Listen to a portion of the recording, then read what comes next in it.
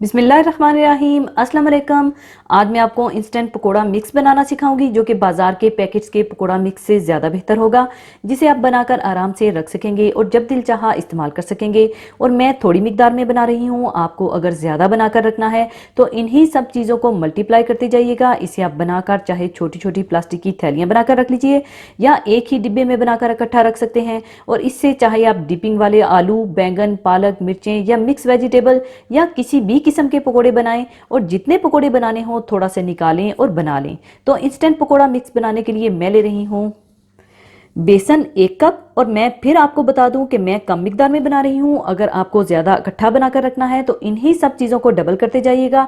तो ये 1 कप बेसन है और मैदा 2 टेबलस्पून भरकर, कॉर्नफ्लावर 2 टेबलस्पून, चावल का आटा 2 टेबलस्पून, सूजी 1 टेबलस्पून, जर्दा रंग 1 चुटकी, नमक 1 टीस्पून लेवल करके, दरदरा सा कुटा हुआ जीरा 1 टीस्पून, दरदरा सा कुटा हुआ साबुत धनिया 1 टीस्पून, अजवाइन 1/4 टीस्पून, कुटी लाल मिर्चें 1/2 टीस्पून, सुर्ख मिर्च powder 1 teaspoon, baking powder 1/4 teaspoon और हल्दी 1/4 टीस्पून चाहिए होगी।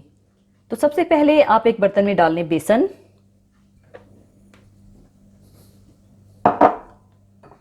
मैदा, कॉर्नफ्लावर, चावल का आटा, सूजी, नमक, दरदरा सा कुटा हुआ जीरा, दरदरा सा कुटा हुआ धनिया, जर्दा रंग, हल्दी, सुर्ख मिर्च पाउडर, बेकिंग पाउडर, कुटी लाल मिर्चें और अजवाइन डालकर अच्छी तरह से मिला लें।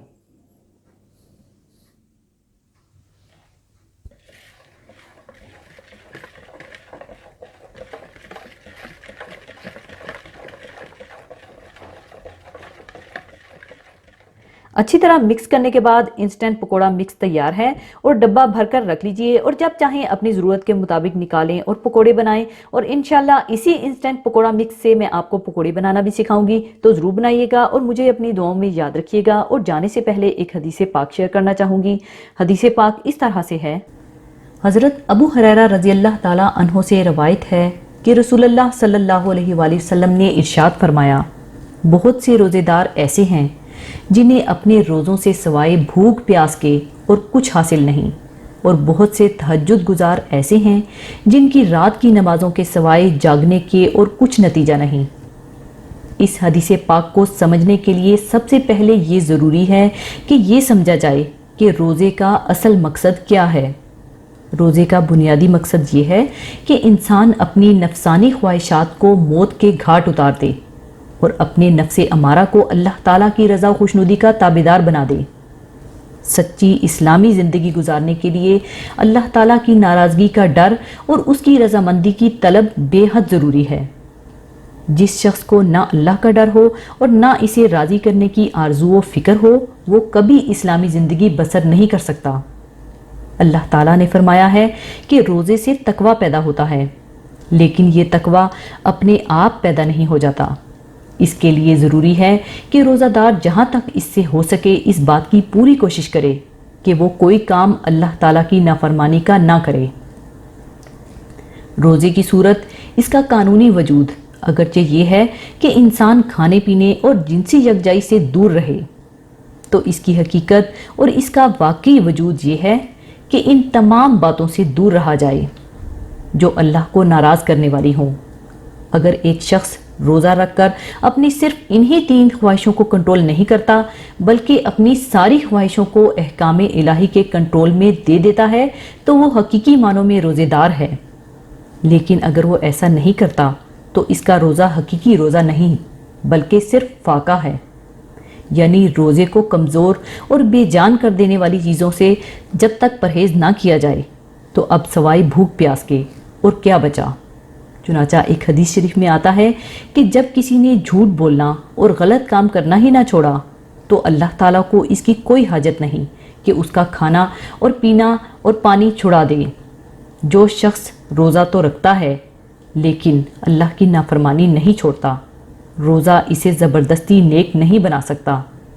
जो लोग रोज़ा रख कर भी झूठ बोलते हैं, अल्लाह ताला के बताए हुए हराम और हलाल की परवाह नहीं करते, ज़िंदगी के दूसरे कामों में अल्लाह ताला के नाफरमानों और इसके बागियों की अताअत करते रहते हैं, इन्हें रोज़े से कोई फ़ायदा नहीं होता। वो सिर्फ फाका करते हैं और भूख प्यास की तकलीफ़ उठाते हैं, जिसका अंदाज़ा इस हदीस पाक से बखूबी होता है। इबादत को यूं ही बिला सोचे समझे महज रस्म की तरह अदा करना अल्लाह ताला की बारगाह में कबूलो मंजूर नहीं है, बल्कि हर इबादत की कबूलियत का दारोमदार इखलास, नीयत और इस इबादत के नतीजे में पैदा होने वाली वो सफ़ात और कैफियत में हैं जो कि इस इबादत का असल तकाजा है। सही इस्लामी ज़िंदगी पैदा करने और आखिरत की कामयाबी हासिल करने के लिए रोज़ों पर पूरी तवज्जो देनी चाहिए और ज़िंदगी के तमाम कामों में अल्लाह ताला की नाफरमानी से बचने की कोशिश करनी चाहिए। दूसरी इबादतों की तरह रोज़े का सही असर उसी वक्त जाहिर हो सकता है जब रोज़ा अच्छी तरह सोच समझ कर रखा जाए।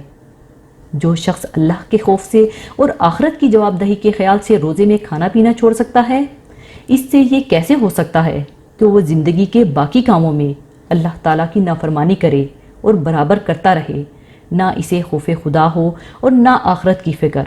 जैसा कि हमें ये मालूम हो जाता है कि अल्लाह ताला का फरमान है कि रोज़ा रखने के नतीजे में तकवा पैदा होता है। रोज़ादार की ज़िंदगी गुनाहों से पाक होने लगती है, वो अल्लाह ताला की नाराज़गी से डरता है और इसकी रज़ा के लिए ठीक ठीक इसके अहकाम की पैरवी करता है। लिहाजा ये बात अच्छी तरह जहन नशीन कर लेनी चाहिए कि रोज़ा रखना इसी सूरत में फ़ायदा मंद होता है जबकि अच्छी तरह सोच समझ कर रखा जाए और रोज़ा को सचमुच अल्लाह ताला की नाफरमानी से बचने और पूरी ज़िंदगी में इसकी हदायत पर ठीक ठीक अमल करने का ज़रिया बनाने की पूरी कोशिश की जाए। रस्मी तौर पर भूखा प्यासा रहना कुछ ज़्यादा फ़ायदा मंद नहीं। अल्लाह ताला हम सबको रोज़ों की हकीकी रूह को समझने और इस पर अमल करने की तौफीक अता फरमाए, आमीन। इसी के साथ मैं आपसे इजाज़त चाहूँगी। अपना बहुत ख्याल रखिएगा, दुआओं में याद रखिएगा। अल्लाह हाफिज़।